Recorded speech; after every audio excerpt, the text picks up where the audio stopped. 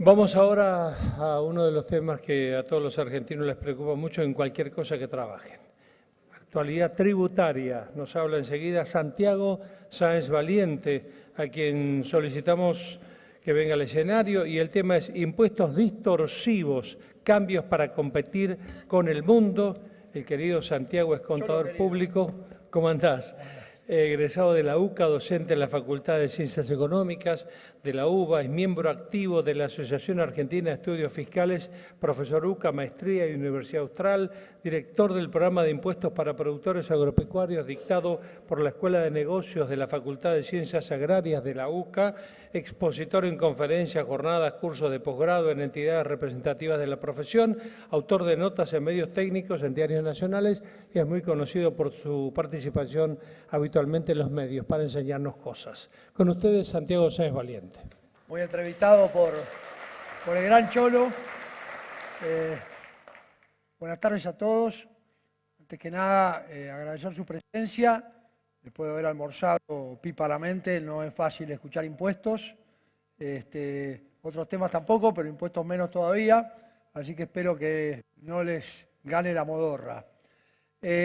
Vamos a hablar de un tema que a mí cuando me lo plantearon le digo, ¿tenés una semana para que hablemos de esto? No, mira, tenés 35 minutos, negocié 3 más. A ver, ¿qué es un impuesto y qué es un impuesto distorsivo?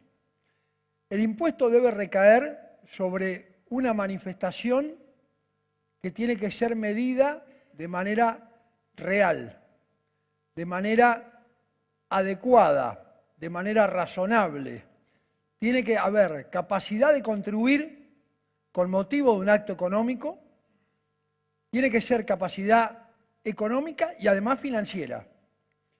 Estos dos aspectos normalmente no se cumplen, en alguna medida no se cumplen de pleno en algunos impuestos y en otros tenemos situaciones distorsivas que hay que evitar. Hay impuestos muy sanos y muy correctos de ser aplicados porque pagar impuestos es el costo de vivir en sociedad. Si no, nos vamos a una isla solo con una palmera, la podemos llegar a pasar bastante bien, pero ya para llegar a la isla, salvo que esté muy cerca y podamos nadar, vamos a tener que pagar los impuestos que van a estar incluidos en el pasaje del barco que nos va a llevar, ¿no? Con lo cual, inevitablemente hay que pagar impuestos. Necesitamos un cambio cultural en la Argentina para el pago de impuestos. Pero hoy vamos a hablar de los impuestos distorsivos, pero en especial qué cambios debiera haber para tener una economía sana. Porque francamente, una de mis grandes preocupaciones, y debiera ser la de ustedes, además de trabajar y generar grandes avances en el campo argentino para obtener renta, obviamente de eso se tratan las empresas, que les quede poco y nada o que les cobren impuestos donde el acto económico no tuvo nada que ver, el valor real de ese acto económico con la medición que se hace a través de un determinado impuesto, efectivamente es lo que tenemos que lograr cambiar para tener una Argentina grande, una Argentina con crecimiento como creo que se puede y lo merecemos. Entonces, vamos a hablar un poquitito, para el otro lado parecería ser. Ahí estamos. Bueno, a ver, el tema de presión fiscal, acá hay algunas imágenes que hablan por sí solas, ¿no?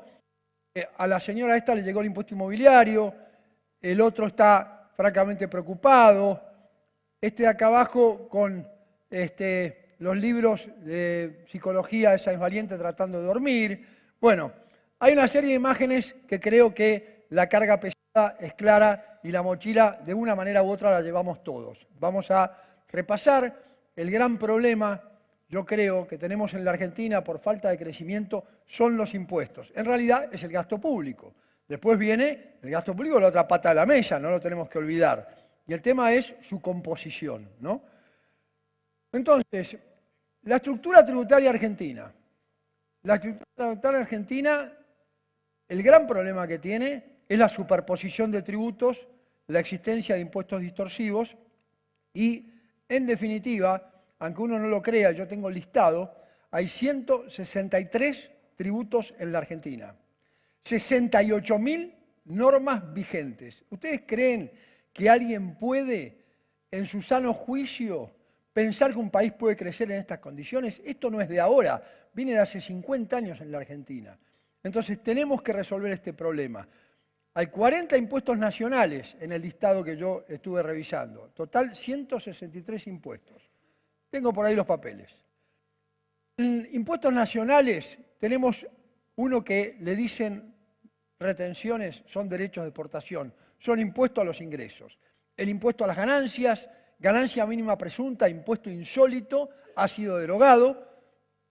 Y en el agro, terribles efectos con el impuesto a valor agregado que no debieran existir. Después vamos a hablar de cada uno. El impuesto patrimonial a las empresas, bienes personales, zafamos al final con el inmueble rural.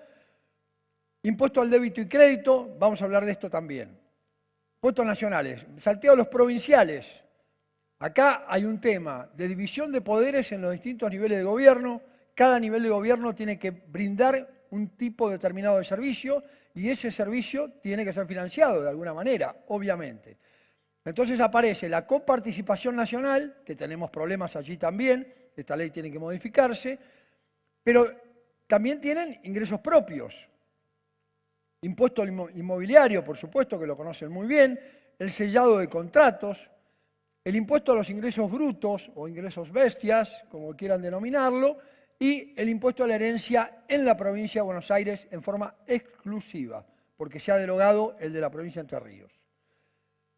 Y por otro lado, tasas municipales, pero en la práctica, si no cumplen los requisitos básicos de una tasa, que es prestar un servicio adecuado, cobrar su medida, efectivamente son impuestos. A esto se suma que en la actividad agropecuaria últimamente cada vez tenemos más actividades que están vinculadas con una presunción de la cantidad de empleados que tiene.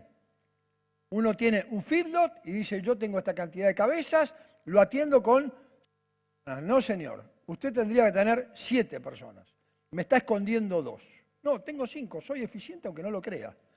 Entonces, esto que hay que convertir la carga de la prueba es un verdadero problema. Principios constitucionales básicos esenciales, el de capacidad de contribuir que hablamos antes.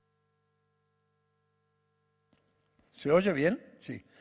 A ver, la afectación del derecho de propiedad implica una confiscatoriedad. En determinadas circunstancias esto lamentablemente se produce. La razonabilidad es algo indispensable, tiene que ver con el equilibrio, tiene que ver con la lógica, tiene que ver con situaciones donde vamos a ver que claramente no cumple con este principio básico. La equidad implica que 2 empresas, por ejemplo, que tengan un patrimonio idéntico, real, a valores reales, paguen el mismo impuesto. No es lo que sucede, lamentablemente, por una serie de distorsiones. Y la legalidad parece cumplirse porque tenemos una ley. A nadie se le va a ocurrir aplicar un impuesto sin una ley. Sin embargo, hay decretos que reglamentan las leyes que se exceden de la norma legal. La inflación es un impuesto sin legislación. Y en realidad, acá hay un diablito que tiene sus motivos para estar ahí. Y es para graficar que la inflación es como el diablo. Porque muestra las apariencias y esconde las realidades. Y nunca la cuestión más emblemática para aplicar este concepto es en el tema impositivo. Rentas ficticias. Se paga sobre rentas ficticias la falta de corrección por inflación de resultados. Y esto es francamente preocupante. Pero bueno, yo en ningún momento desde que empecé la charla les dije que les iba a dar buenas noticias. Les dije que iba a hablar de impuestos distorsivos, lo cual realmente es un tema. Pero lo vamos a vincular con cómo competimos en el mundo y qué trabas tenemos hoy en el mundo por justamente tener estos impuestos distorsivos o estas distorsiones, que hay que corregir. Una estructura tributaria sana requiere razonabilidad en el ámbito de la legalidad, la equidad y la capacidad de contribuir. Venimos diciendo lo mismo, machacando, para mostrar que en una estructura tributaria deficiente, que son todas estas cuestiones que de una u otra manera aparecen, saldos a favor, pagos en exceso, que tenemos grandes problemas en las devoluciones, impuesto a las ganancias o rentas ficticias, posturas contrarias a la razonabilidad por parte de los jueces o por parte de la AFIP, acumulación de impuestos que producen confiscación en determinados casos y situaciones frecuentes de inequidad manifiesta. ¿Qué sucede y cuál es la consecuencia de esta estructura tributaria deficiente? La destrucción de la actividad económica, lo dijimos antes. ¿En qué actividades? En todas las que haya. Termina perjudicando a la industria, al comercio, los servicios, la actividad agropecuaria, cualquier otra actividad que una emprenda. Es indispensable incentivar la creación de negocios, la creación de empresas y, en definitiva, la creación de empleo y la creación de riqueza. Si no hay riqueza, nada podemos distribuir y creo que la distribución probablemente, una vez que se haya resuelto el tema de empleo, se tiene que entender de otra manera. No significa asistencialismo social exclusivamente. Bueno, acá tenemos la imagen del crecimiento económico, ¿cómo se logra? Con competitividad. ¿Cómo logramos competitividad?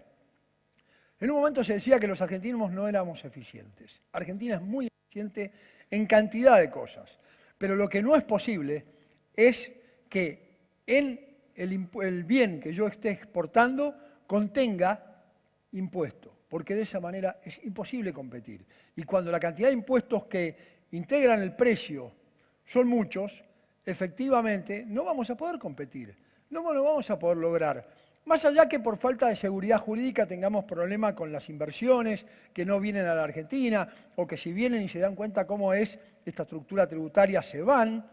Entonces, más allá de todo eso, tenemos que lograr esta competitividad. Y tenemos que arrancar realmente con la competitividad.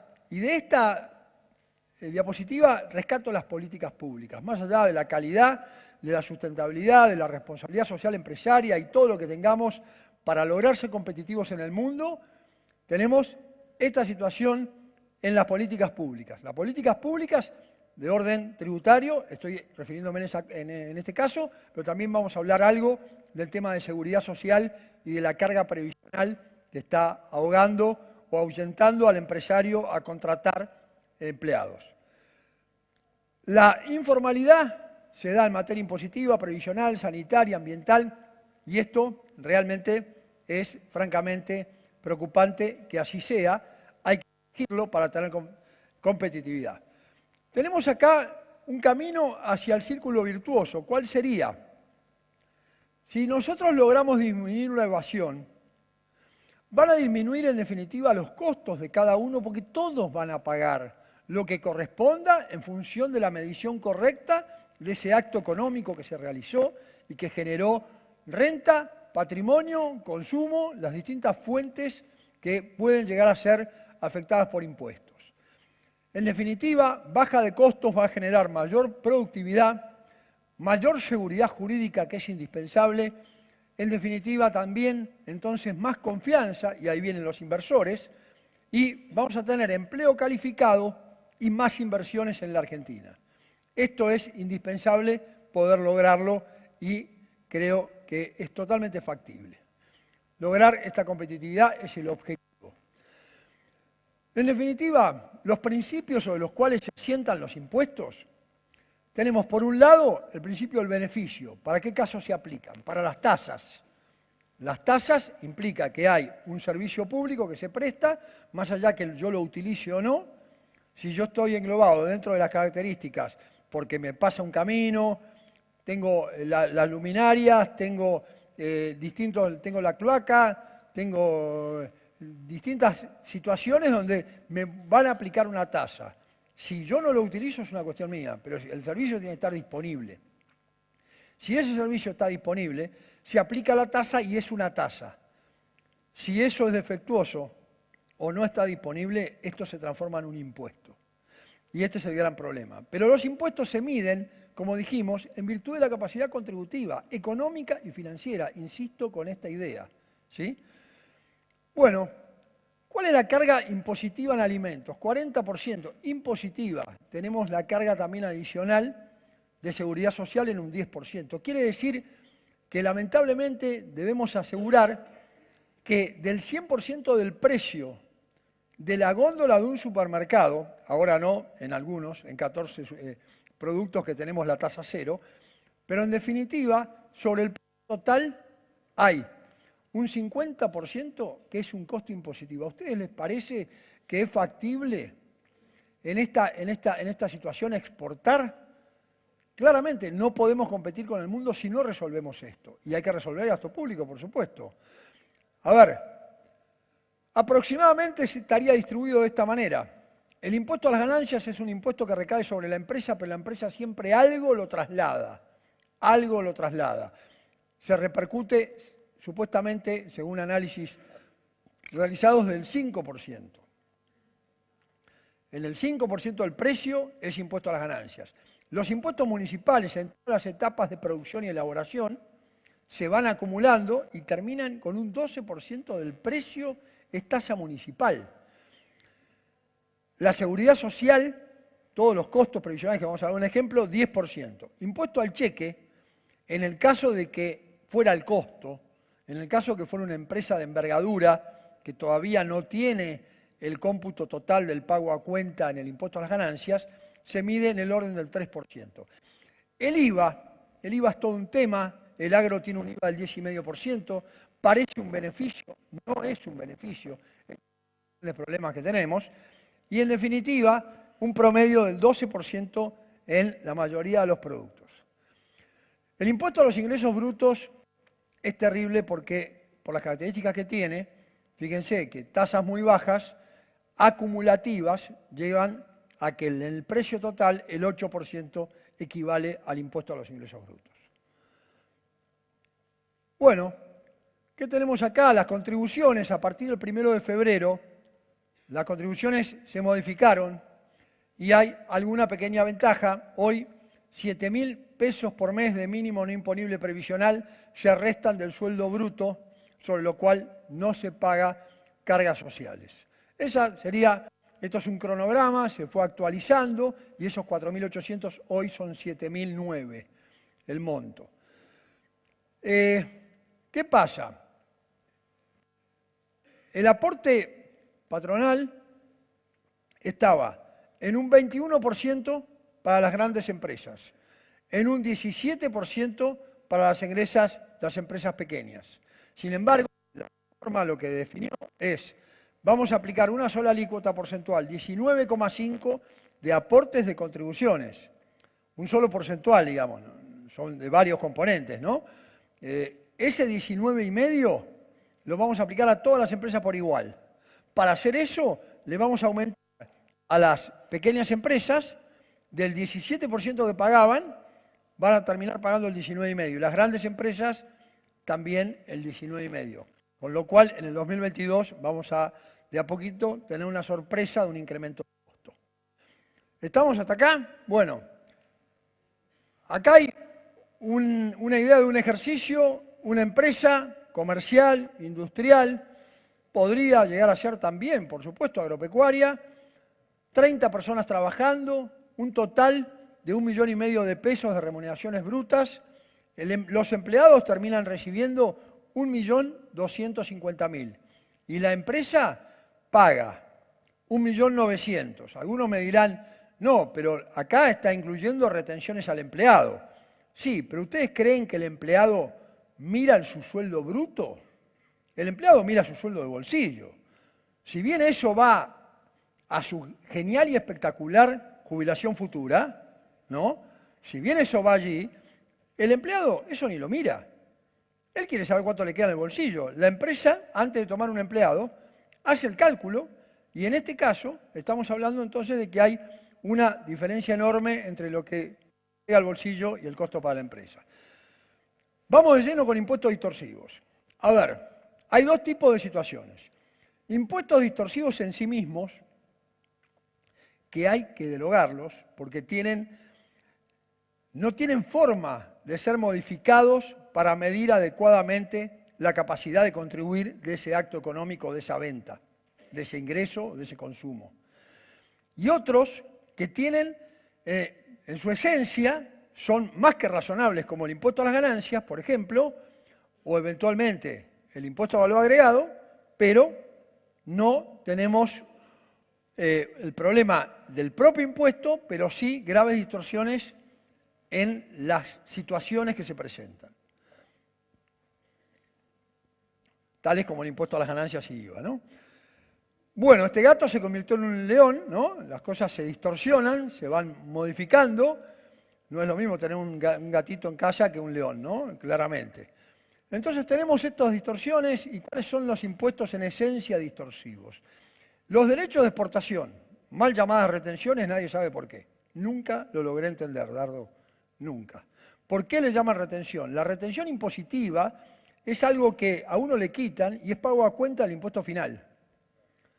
¿Por qué hablamos de retenciones? Estos son impuestos a los ingresos y en su momento fueron más del 30%. Entonces, ahora vamos a ver las distorsiones que genera. Ingresos brutos, por supuesto, alguien últimamente descubrió, ingresos brutos es distorsivo. Hace 1000 años que es distorsivo, desde el año 1978, cuando lo pusieron a actividades lucrativas. El impuesto de sellos, bienes personales, el impuesto a la renta financiera es el colmo y las transacciones financieras vamos a ver qué particularidades tienen. ¿Estamos hasta ahí? ¿Tengo pocos dormidos? ¿Estamos? Bueno, vamos. Derecho de exportación, las mal llamadas retenciones. ¿Qué pasa? Primero, insisto, la Corte Suprema de Justicia lo definió como un impuesto y en cierta medida hasta inconstitucional. De hecho, hay algunos que se animan a estar planteando esta situación de inconstitucionalidad de este impuesto. A ver, es un impuesto cuya recaudación va todo a la nación. ¿Por qué? Porque lo dice la Constitución Nacional. Los derechos de exportación e importación son prioritarios y exclusivos de la nación. No entran en la coparticipación federal. Con un problema adicional, el derecho de exportación baja la base del impuesto al valor agregado y baja la base del impuesto a las ganancias. En consecuencia, la pérdida de recaudación para las provincias, que es donde se generó la riqueza, es terrible, porque por los dos lados, en forma directa por el propio impuesto, porque no va la recaudación y encima me baja la base de los restantes impuestos. Pero además, si yo estoy en una situación de emergencia de producción, emergencia agropecuaria, sequía, inundación, lo que sea, ¿qué va a pasar? Yo en realidad probablemente tenga alguna producción, si Dios quiere. No va a estar todo inundado. Me van a cobrar la tasa impositiva sobre lo poco que yo logre obtener. Y en definitiva, ese costo de esa venta que logré hacer de lo poco que obtuve, me va a repercutir en una proporción mucho mayor en los gastos que a un tercero que haya tenido una producción como en rinde, ¿sí? Con lo cual, el tema de los derechos de exportación, además, ni hablar de los países vecinos, ¿no? Paraguay, Uruguay, Chile, bueno, por supuesto, muchos otros países que tenemos, competimos, el mismo Brasil, no tienen derechos de exportación. Y eso no es menor, porque competimos en inferioridad de condiciones. Con lo cual, claramente, ustedes lo conocían y lo saben esto, pero bueno, hago hincapié porque tienen mucha razón en protestar. Lástima que dejaron de protestar. Yo creo que la 125 unió a los muchachos del Ateneo de CRA y a mucha gente, pero la verdad es que no quiero ni saber lo que se viene con el control de cambios vinculado con la producción agropecuaria. Escuché algunas cosas con un gran nivel de preocupación. Y eso que no tengo campo, ¿no? Porque, ¿no, Jorge? Porque algunos calculan, a ver, bueno, este muchacho, a ver, se llama Sáenz Valiente, debe tener, qué sé yo, 5.000 hectáreas. Ahí estoy con problema con Juan Grabois. Si tengo 5.001, estoy con problema con Juan Grabois, ¿no? Con lo cual, toda esta locura que está sucediendo, esperemos que baje la espuma, pero realmente es sensatamente preocupante, lo menos que podemos decir, ¿no? Bueno, no tengo ninguna hectárea, ¿no? Digo, por si alguna queda alguna duda. A ver, impuesto a los ingresos brutos. Todos sabemos, es un impuesto que parece que no es dañino. 1%, 1,5%, 2% si alquilo el campo de la producción. Bueno, la alícuota, si bien no parece muy alta, con el último acuerdo que se hizo con las provincias, hay trampa, porque siguen habiendo además imposición en las fronteras. Es decir, no paga igual quien produce en la misma jurisdicción y vende en esa jurisdicción que quien produce en una jurisdicción y vende en otra. El impuesto, para repartirlo, se utiliza lo que se llama el convenio multilateral. Parece muy sensato, multilateralmente nos repartimos. ¿De quién es la responsabilidad de determinarlo? Del contribuyente. Después vienen problemas. Acá a esta provincia le debés, en esta tenés saldo a favor. La que tenés saldo a favor te lo quedás nominal y en la que debés va con recargo de intereses. O sea, estamos con grandes problemas con el convenio.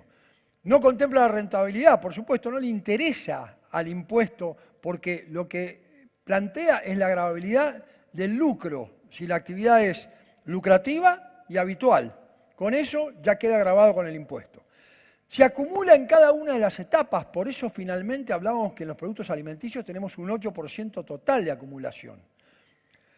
Y además tenía efecto piramidal. ¿Qué quiere decir esto? Esto potencia el incremento de los precios, porque, de alguna manera, cada una de las etapas, cada uno de los integrantes de la cadena económica, determina su precio en función de sus costos y su porcentaje de ganancia en función de sus costos.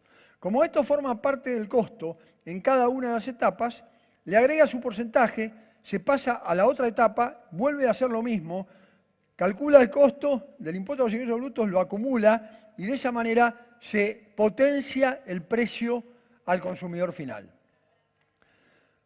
Vamos con el convenio multilateral, ya hablamos, saldos a favor, un gran problema. Vamos con sellos. Es el impuesto a la seguridad jurídica. Hoy discutíamos con mi hermano que anda por ahí, Luciano Sáenz Valiente. A ver, ¿ante qué estamos? ¿Un impuesto, una tasa? ¿Cómo es esto? Porque si fuera un impuesto, tendría que tener en cuenta la capacidad contributiva. No es estrictamente ni un impuesto ni una tasa a trámites que se realizan indirectamente, compra de un auto, ni hablar del problema de compra de un departamento, problemas que tenemos con el mercado inmobiliario en este momento son preocupantes, pero bueno, tenemos que la recaudación es provincial. Ya dijimos, extracto de distintas etapas de gobierno, cada etapa de gobierno tiene que prestar sus servicios y por lo tanto necesita ingresos. Pero con este impuesto, muchos tratan de saltarlo con lo que se llama la carta oferta, donde no hay dos firmas en ese contrato. Pero esto es un impuesto a la seguridad jurídica en realidad inaceptable.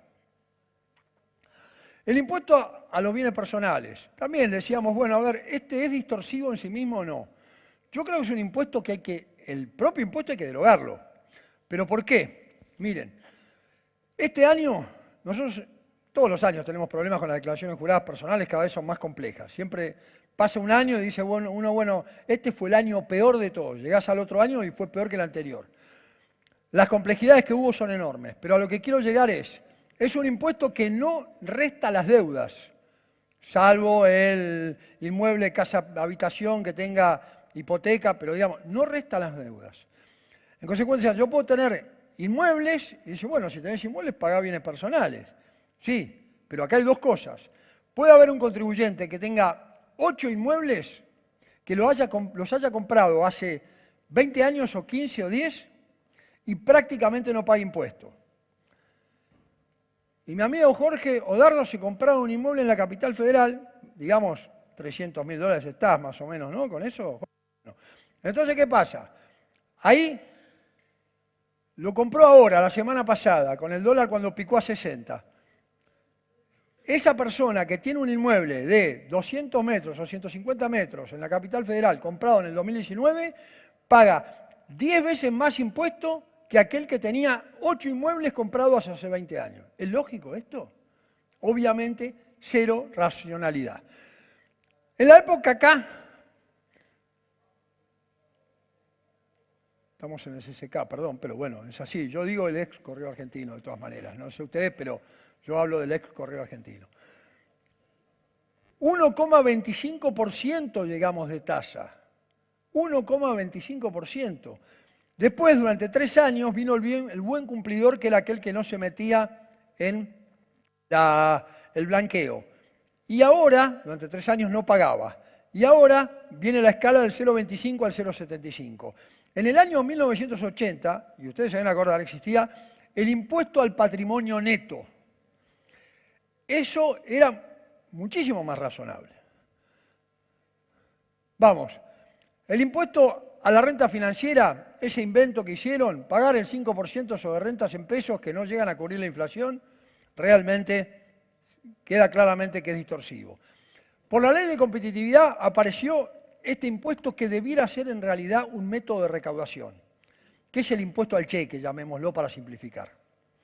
Este impuesto, con ida y vuelta, va el 1,2%. En las pymes chicas, porque después ya son más grandes, ¿no?, va con pago a cuenta total. En principio, anula relativamente el efecto, tendría que ser un sistema de recaudación, no un impuesto en sí mismo. O sea, pago a cuenta directo, 100% en forma inmediata.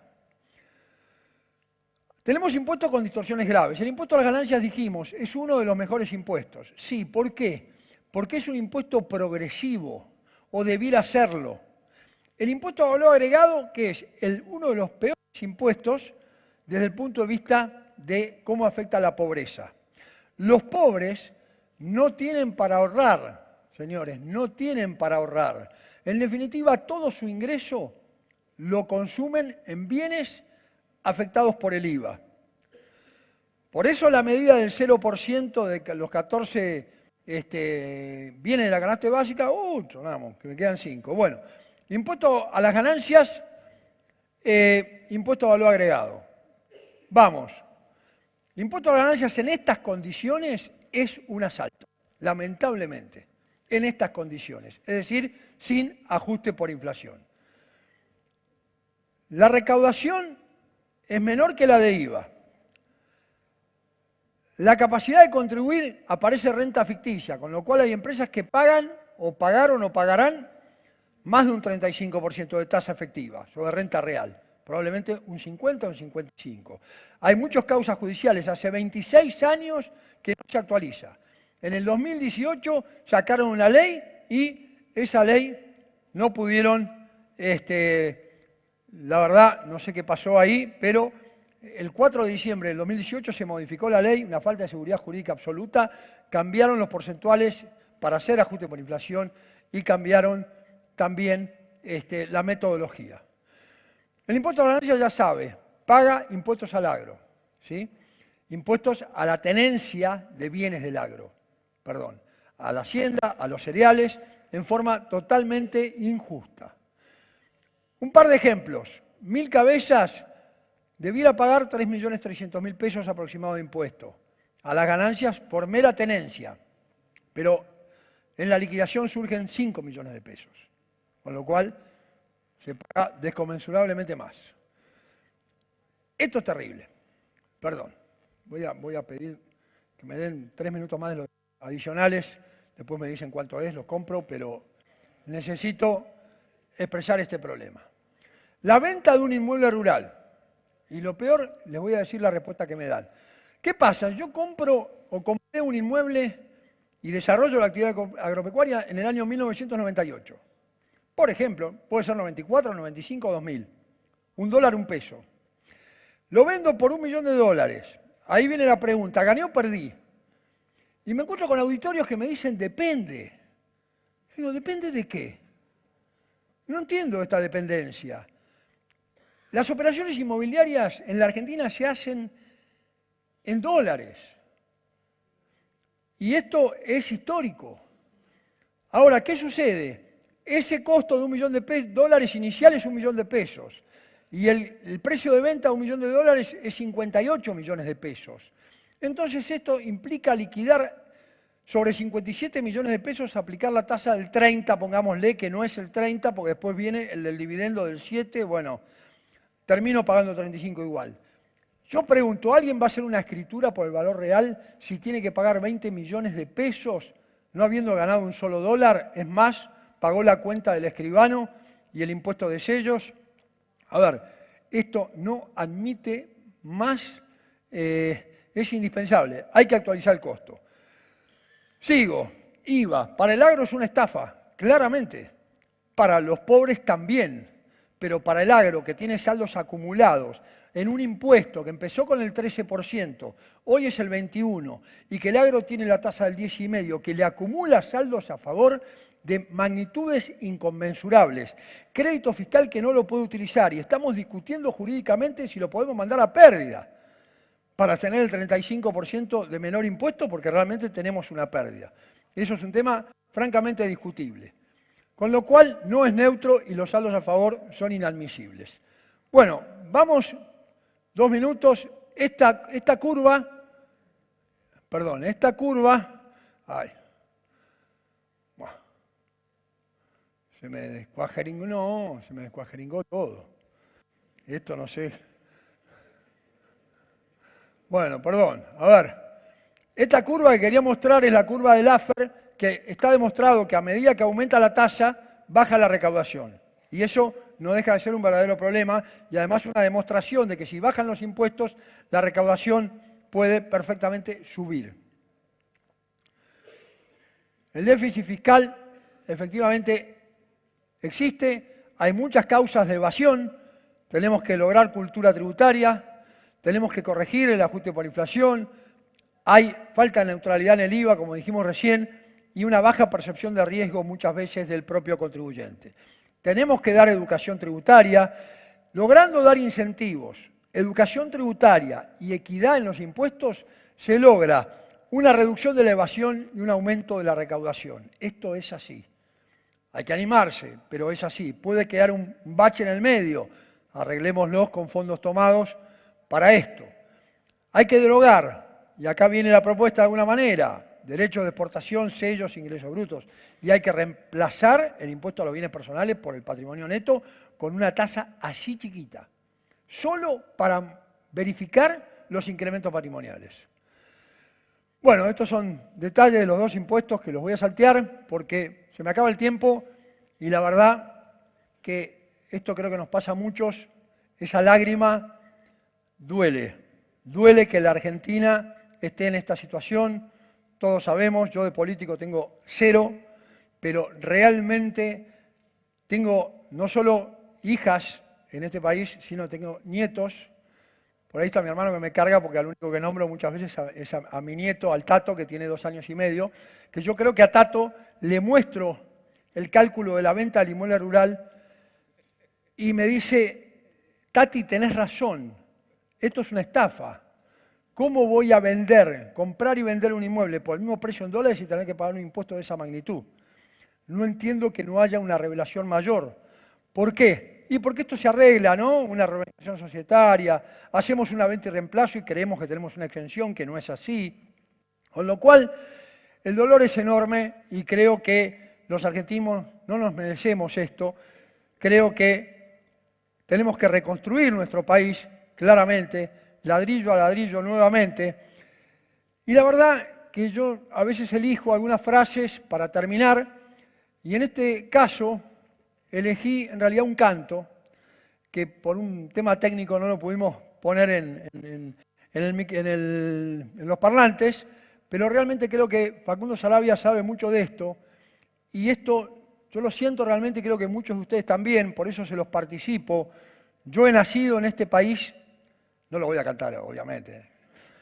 No, se imaginan, se van todos. Los próximos expositores se quedan solos, Paul. Yo he nacido en este país y aquí también quiero morir. Pero quiero alguna vez verlo reír. Dejemos toda la ambición, el egoísmo y la maldad. Llegó la hora de dar un poco de paz. Todos tenemos que entender que juntos podemos crecer. Dame tu mano, hermano, y vamos de una buena vez. Gracias.